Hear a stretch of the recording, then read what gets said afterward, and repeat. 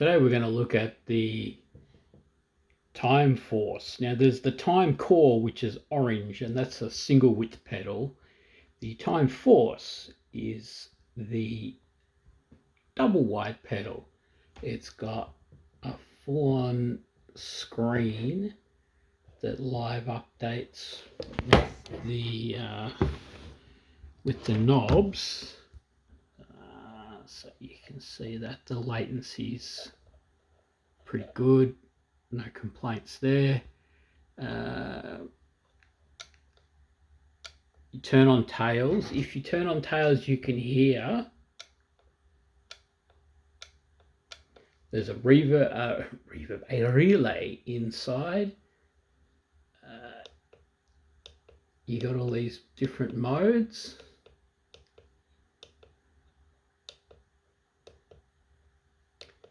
Embarrassingly, I barely used this thing since I got it, and that's a bit of a crime. Time. The time.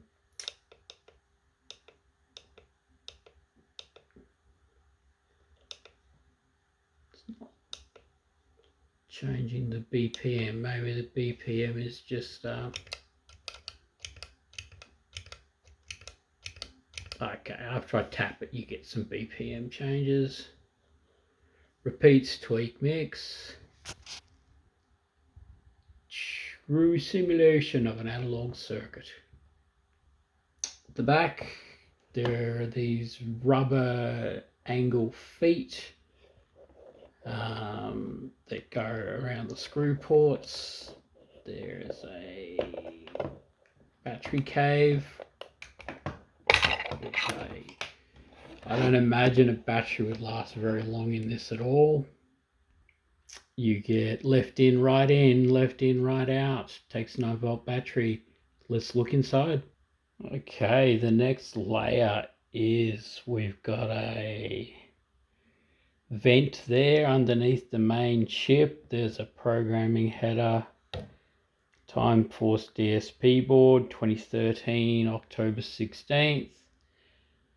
Okay, well, it looks like for me to get at the CPU to tell you what sort of DSP it is, I'm going to have to go deeper.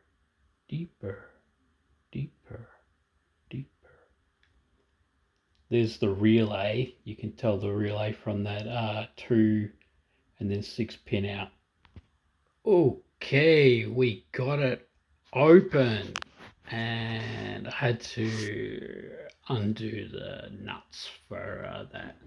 There's not a real lot of play in that cable, and it does not come off, doesn't detach, so I'm going to be pretty ginger about this. Let me just get a light on that. Okay, there we see the TMS32 series DSP chip, popular choice. There's a program ROM and some RAM up there. I'm going to move these tack switch actuators so I've got a bit more room. Now that's much nicer.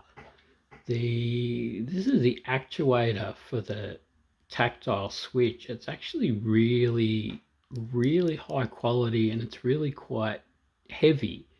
Like it's a non-trivial amount of the weight of the pedal. So let's zoom in here on some of these chips a bit better. There's that. There's the, what I assume is the dynamic RAM. Then we've got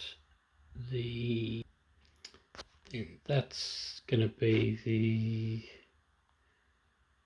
the program operating system ROM. I'll try and get a better light when I'm not filming, and I'll put the part number into the description. That's with the light on a different angle near it. And then we've got the analog and more digital part. I'll try and get on focus. So that's a digital to analog converter. That's an AKM4388ET. Then we've got 74HC00 quad NAND gate, I think. CD4066 quad analog JFET switch, TLO72 op amp. A different AKM chips. So one will be the DAC, one will be the ADC. The TLO72, TLO72, TLO72 crystal. Now there's that relay. That's the relay for the true bypass tails switching. There you've got some inductors for the power supply, and then there's the board here that's got the controls and the display on it. Force series MCU board, NUX by Cherub. Is it NUX? Is it NUX? I don't know. Drive, amp, mod, or time.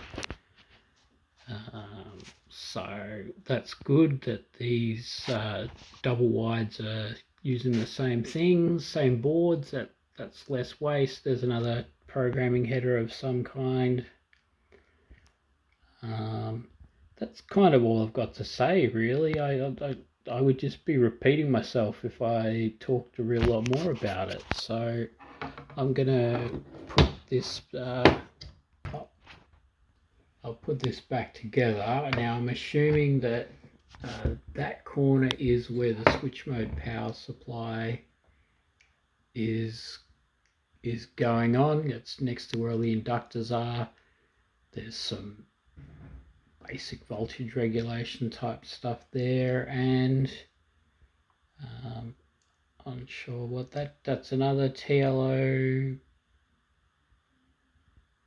62 or 72, another dual 72 dual op amp. That's kind of all I've got. That's all I've got to say about this guy, and I'll put it back together. I'm going to play with it for a couple of hours, but I just thought I'd had a bit of time to kill, and I thought I'd make a video for you all to have a look about the inside of it. That is all I have to say for you. Loscha out.